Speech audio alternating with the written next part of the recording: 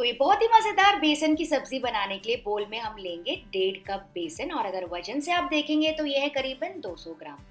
बेसन आप पतला मोटा कोई भी यूज कर सकते हैं। इसमें हम डालेंगे 1 टीस्पून नमक, 1/4 टीस्पून मैं डाल रही हूँ हल्दी पाउडर बढ़िया से कलर के लिए और साथ ही मैं डाल रही हूँ आधा टीस्पून लाल मिर्ची पाउडर, 1 टीस्पून धनिया पाउडर और बिल्कुल थोड़ी सी मैं डाल रही हूँ अजवाइन। इसका बहुत अच्छा फ्लेवर आता है बेसन के साथ। और इसके बाद हम थोड़े से मसाले और ऐड करेंगे, लेकिन उसके लिए हमको उसको ब्लेंड करना है। तो इसको साइड में रख देंगे और एक छोटे से ब्लेंडर में मैंने लिया है 1 से 2 टुकड़े अदरक के, 5 से 6 कली लहसुन की, 2 से 3 हरी मिर्चें तीखी वाली और ये देखिए 2 टीस्पून मैं ले रही हूँ साबुत धनिया, 2 टीस्पून जीरा, 1 टीस्पून सौंफ। सौंफ का तो बहुत ही अच्छा टेस्ट आता है इसमें। और इन सारी चीजों को दरदरा पीस लेंगे बिना पानी के। पानी बिल्कुल भी नहीं ऐड करना है। तो इसको मैंने दरदरा चला लिया। आप देख सकते हैं ये दरदरा पाउडर मतलब कि ये मिक्सचर, ये जो खड़े गरम मसालों का मिक्सचर है ना, इसका बहुत अच्छा टेस्ट आता है।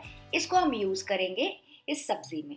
तो चलिए बेसन में डाल देते 1 टेबल स्पून भर के ये मसाला और बाकी का जो मसाला है ना हम साइड में रख देंगे, उसको हम यूज करेंगे तड़के में। साथ ही मॉइस्चर के लिए मैं इसमें डाल रही हूँ 3 टेबल स्पून दही। दही से क्या होगा, अच्छा सा मॉइस्चर हो जाएगा और अंदर जो है ना गट्टे या फिर बेसन की टिक्की जो भी आप बना रहे हो बहुत सॉफ्ट बनेंगे, बहुत ज्यादा आपको मोइन नहीं लगेगा इसमें। और साथ ही थोड़ा सा मोइन के लिए मैं यहाँ पे डाल रही हूँ 2 टीस्पून तेल या फिर आप चाहें तो घी भी डाल सकते हैं, अंदर से एकदम सॉफ्ट बनेगा।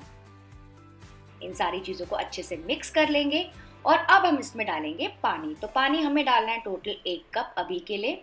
तो इसको लगातार इसे मिक्स करते जाइए।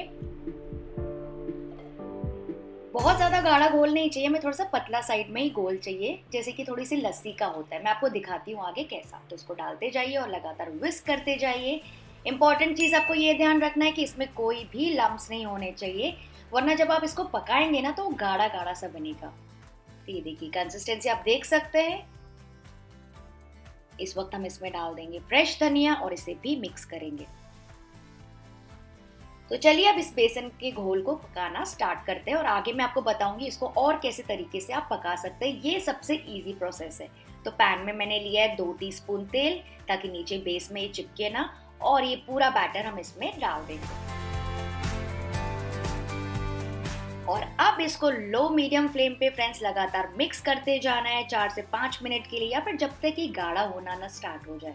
तो करीबन 2 मिनट के बाद आप देख सकते हैं ये थोड़ा थोड़ा गाढ़ा होना स्टार्ट हो गया है। लेकिन नीचे जो बेस है ना उसमें से थोड़ी थोड़ा बेसन का जो पक रहा है ना वो ऊपर आते जा रहा है। तो इस वक्त आपको एकदम केयरफुल रहना है, इसको लगातार विस्क करते जाना है। आप चाहें तो विस्क भी यूज कर सकते हैं या फिर स्पैटुला से भी आप पका सकते हैं। इसको छोड़ना बिल्कुल नहीं है, वरना क्या हो जाएगा ना बहुत ज्यादा गाढ़ा हो जाएगा, लंपी हो जाएगा और कच्चा कच्चा सा एक तरफ इकट्ठा हो जाएगा। तो इसको लगातार करते जाइए ऐसे।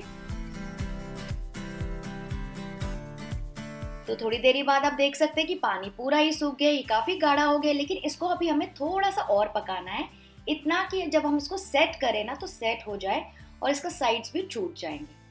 अगर आपको जरूरत लगे फ्रेंड्स तो यहाँ पे आप थोड़ा सा तेल भी डाल सकते हैं ताकि वो साइड्स छोड़ दे। तो करीबन 6 से 7 मिनट के बाद आप देख सकते हैं बेसन काफी लंपी हो गए, एक तरफ इकट्ठा हो गए। बस अब मुझे ऐसा लग रहा है कि बेसन पकने ही वाला है।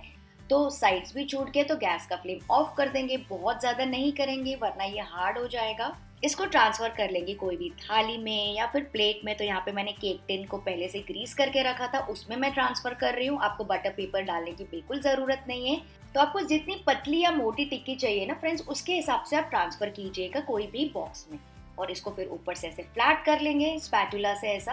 ये देखिए कितना आसानी से एकदम स्मूथ हो रहा है। या फिर आप कोई भी तेल की कटोरी से भी उसको ऊपर से ऐसे फ्लैट कर सकते हैं। देखिए कितना अच्छे से ऊपर स्मूथ हो गया है। और इसको अभी छोड़ना है बस 10 से 15 मिनट के लिए। जी हाँ, इसको आप रूम टेम्परेचर में भी छोड़ सकते हैं या फिर फ्रिज में छोड़ दीजिए 15-20 मिनट के लिए। तो ये क्या होगा ना अच्छे से सेट हो जाएगा।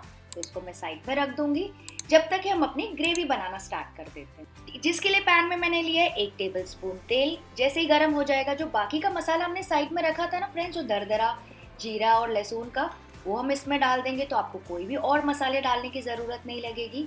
ये देखिए मसाला कितना ज्यादा फ्लेवरफुल लग रहा है, बहुत अच्छी खुशबू आ रही है इस वक्त। इसको भून लेंगे 2-3 मिनट के लिए क्योंकि ये कच्चा है। और जैसे ही ब्राउन होना स्टार्ट हो जाएगा इसमें मैं डाल रही हूँ 1 प्याज बारीक कटा हुआ और इसे भी पकाएंगे थोड़ा सा जब तक कि गोल्डन ब्राउन ना हो जाए।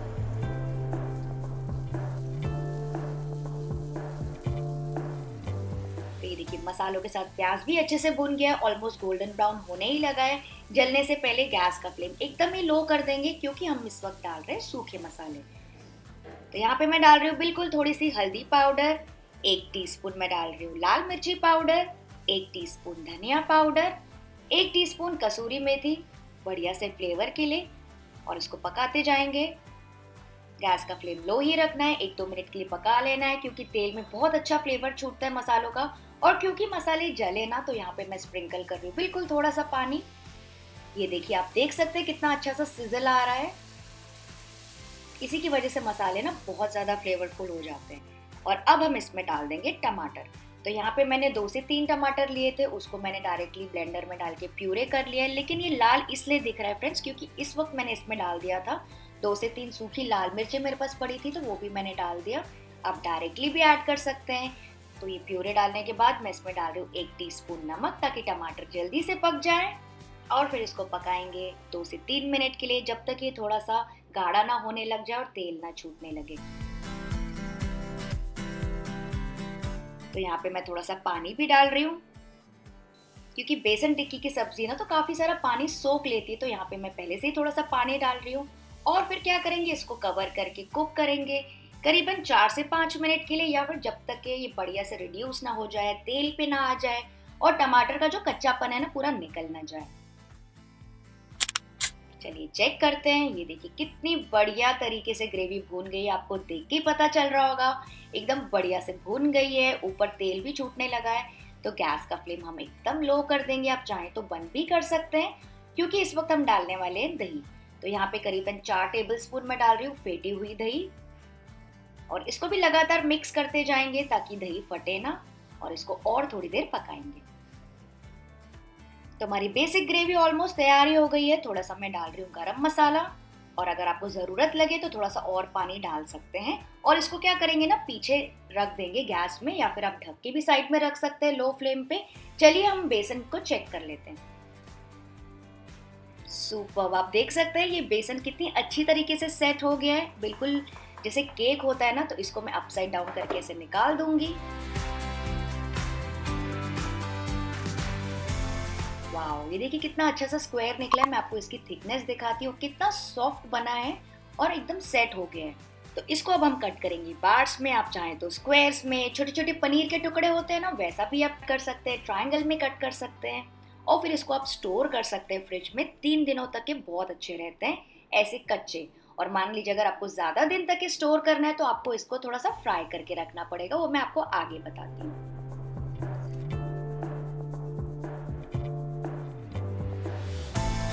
तो अब मैं जो स्टेप करने वाली हूँ वो कम्प्लीटली ऑप्शनल है। पैन में मैंने लिया है थोड़ा सा तेल, और ये जो टिक्की है हम इसको प्लेस करते जाएंगे और इसको पकाएंगे दोनों तरफ से फ्लिप करते करते जब तक कि गोल्डन ब्राउन ना हो जाए।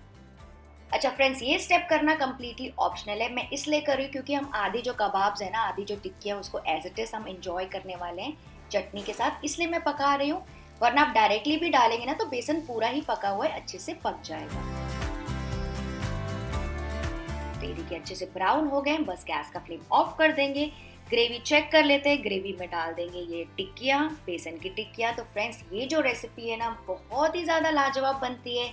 जब आपके घर में कोई भी सब्जी ना हो और आपको समझ में नहीं आ रहा है ना क्या करना चाहिए, तो ये सब्जी आप बना सकते हैं पनीर के बदले, बहुत ही ज़्यादा टेस्टी बनती है। तो सारी टिक्कियाँ मैंने डाल दी, ऊपर से डालेंगे थोड़ी सी फ्रेश धनिया, और बस इसको बहुत ज़्यादा मिक्स नहीं करना है, हल्का सा स्टर करेंगे और फिर सर्व करेंगे। या फिर अगर आपको चाहिए तो आप डायरेक्टली सर्विंग डिश में टिक्कियाँ डाल सकते हैं और ऊपर से ग्रेवी भी डाल सकते हैं, और इसको गर्मा गर्म इंजॉय करेंगे चावल के साथ, रोटी के साथ और पूरी के साथ। तो माय गॉड क्या लगती है। मैं आपको तोड़ के भी दिखाती हूँ इसका टेक्सचर, ताकि आपको पता चले अंदर से सॉफ्ट है। ये जो गट्टे हमने बनाए हैं ना बड़े बड़े, वो हार्ड बिल्कुल भी नहीं है। ये देखिए बहुत ही लाजवाब रेसिपी बनती है फ्रेंड्स। आई होप आपको आज की रेसिपी पसंद आई होगी। अगर हाँ तो वीडियो को लाइक, शेयर और सब्सक्राइब जरूर कीजिएगा, और मुझे कमेंट करके भी बताइएगा कि आपको आगे और कौन कौन सी सब्जी देखनी है। चलिए मैं आपसे मिलती हूँ, ये सब्जी जरूर ट्राई कीजिएगा। Bye bye.